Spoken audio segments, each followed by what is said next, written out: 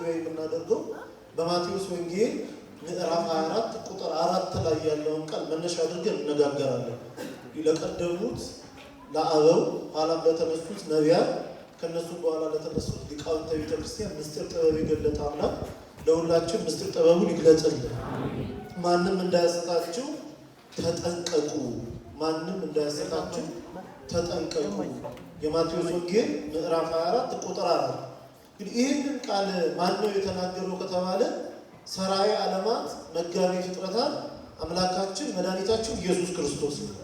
ለምንድን ነው የተናገረው ከተባለ እንግዲህ የተናገረበትን ለምን መሆኑ ከመጠየቃችን በፊት የተናገረው የሚለውን ነገር ማየት ያስፈልጋል። ይሄንን ቃል የተናገረው ደብረ ዘይት በምትባል ተራራ ላይ ነው።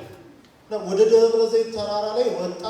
ሐዋርያትም ተከትለው ወጡትና አንድ ጥያቄ ነው ቀድሞ የጠየቁት። ጌታ ሆይ ይህቺን ቤተ መቅደስ አያትን ብለው እንግዲህ የተቀመጡበት ቦታ እነሱ የደብረ ዘይት ተራራ ነው። የደብረ ዘይት ተራራ በሶስት ነገር ትታወቃለች። የመጀመሪያ ደብረ ዘይት ማለት ቃሉ የግዕዝ ነው፣ የዘይት ተራራ ማለት ነው። የዘይት ተራራ ለምንድን ነው የተባለው ከተባለ እዛች ተራራው ላይ የሚበቅሉ ዛፎች አሉ እና እነዛ ዛፎች ዘይትን ስለሚያመነጩ ቦታው ደብረ ዘይት ተብሏል። የመጀመሪያ። ሁለተኛ ቦታው በምን ይታወቃል ከተባለ የአይሁድ የመቃብር ስፍራ ነው ያ ቦታ።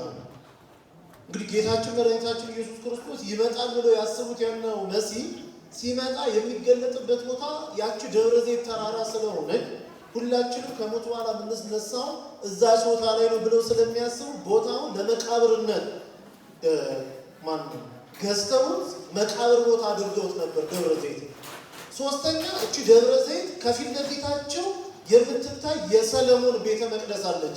በዘሩባቤል አማካኝነት 46 ዓመት ፈጅቶ የተሰራ ቤተ መቅደስ አለ እና እዛ ቦታ ላይ የሚመጡ ሰዎች በአንጻራቸው የሚመለከቱ ቤተ ክርስቲያንን ወይም ደግሞ ያን ጊዜ እነሱ ምኩራብ ብለው የሚጠሯትን ኢየሩሳሌም ላይ ብቻ የምትገኘው ምኩራብ ያዩ ነበረ እና ሐዋርያቱ ተደንቀው ጠዋት 3 ሰዓት ላይ ነው የሄዱት። ጠዋት 3 ሰዓት ላይ እንግዲህ የጠዋት ፀሐይ ሁላችን እንደምናውቀው እንግዲህ በዚህ በአራዳ ቋንቋ የሚባለው በዘመኑ ቋንቋ ከማይረባ ቁርስ የጠዋት ፀሐይ ይሻላል ይላል አይደል? ያቺን ደብረ ዘይት ላይ ቁጭ ብለው እየሞቁ ከፊት ለፊታቸው ደግሞ ፀሐዩ ሲነካ ያንጸባርቃል ቤተ መቅደሱ። ሐዋርያቱ ደነቃቸውና ጌታን እንዲህ ብለው ጠየቁት ይላል። ጌታ ሆይ ተመለከትከው? ይሄ ቤተ መቅደስ እንዴት እንደሚያብረቀርቅ እንዴት እንደሚያምር አየኸው አሉ። ጌታ ግን መመለክ የነበረበትን እግዚአብሔር ስለማይመለክበት ቤተ መቅደስ ውስጥ አንድም ቤተ መቅደስን ሰው ሲያደንቅ ማድነቅ ያለበት በውስጡ የሚመለከውን እግዚአብሔር ነው እንጂ ያንን ድንጋይ እንዳልሆነ ሲነግራቸው እንዲህ ብሎ መለሰላቸው። ደግሞ ድንጋይ በድንጋይ ላይ ሲፈርስ ታያላችሁ። ይሄ የሚያስደንቅ አይደለም ቃሉ ለዚህ ነው ይለው አብረና ነው። እርሱም ግን መልሶ ይህንን ታያላችሁ፣ እውነት እላችኋለሁ ድንጋይ በድንጋይ ላይ ሳይፈርስ በዚህ አይቀርም አላቸው። ጌታችን ስለ ኢየሩሳሌም በደብረ ዘይት አንጻር ሆኖ የሚያያትን ቤተ መቅደስ ነው የነገራቸው።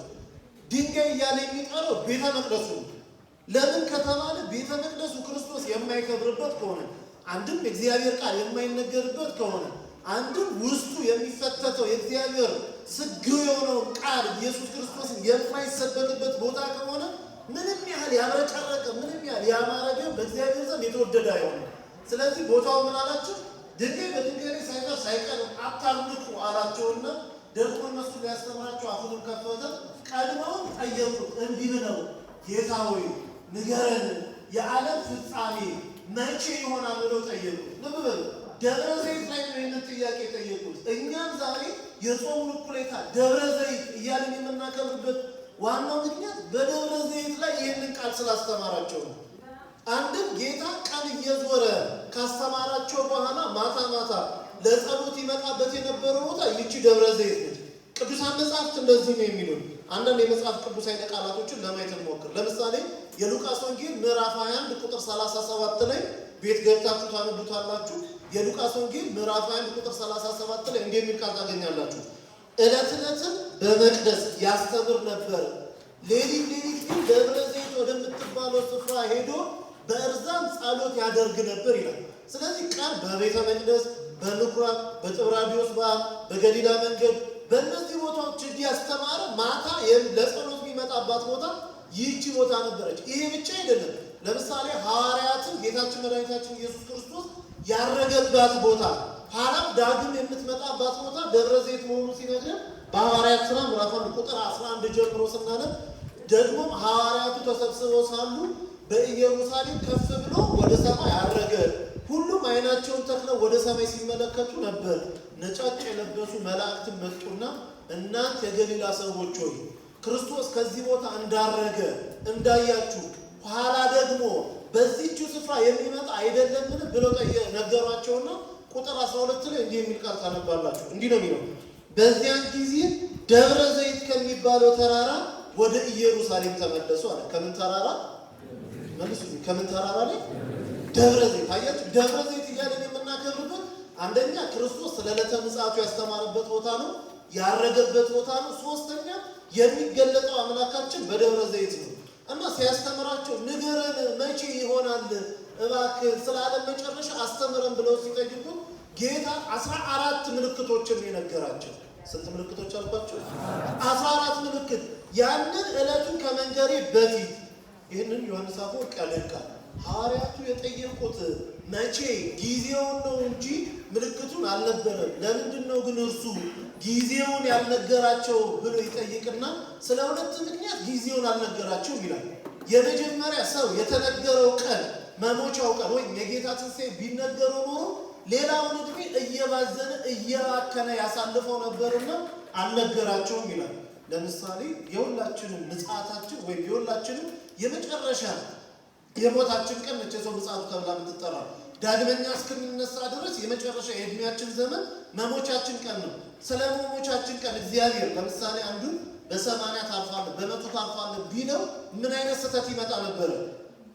የቀረችኝን 79 ዓመት ለምሳሌ አንድ ሰው 80 ዓመት ትኖራለህ ቢባል 79ን ዓመት በልቼ ጠጥቼ የማደርገውን ደስታ አድርጌ በአንዱ ዓመት ንስሐ ልግባ እንዳይ ጌታ የመሞቻችንን ቀን አልነገረንም።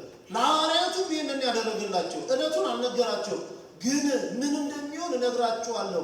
ስለዛ ከመንገሬ በፊት አንድ ነገር ላስጠንቅቃችሁ፣ ደግሞ ሁላችሁ ይህችን ቀን ተጠንቀቋት አለ። የሚያስጨንቅ ጊዜ ቁጥር 4 ላይ እንዲህ ነው የሚለው ማንም እንዳያስታችሁ ተጠንቀቁ። ሲበሉት ቃሉ ይኸው በመጨረሻው ዘመን ብዙ የሚያስቱ ነገሮች ይመጣሉ። ከመላእክት ወገን የሚመስሉ የቤተ ክርስቲያን አስተዳደር የሚመስሉ በቤተ ክርስቲያን ውስጥ በጣም ቦታ የምንሰጣቸው የሚመስሉ ሰዎችን መስሎ ዲያብሎስ ሊያሳስት ይመጣል። ስለዚህ ምልክቱን ከመንገሬ በፊት ማንም እንዳያስታችሁ ተጠንቀቁ ተጠበቁ አለና 14 ምንን ነገራቸው? ምልክቶችን ነገራቸው። ከነዚህ ከ14 ምልክቶች የመጀመሪያ የነገራቸው ምልክት የጦርን ወሬ ትሰሙ ዘንድ አላችሁ አላቸው። የመጀመሪያ የዓለም ፍጻሜው ምልክት ጦርንም የጦርንም ወሬ መስማት ነው።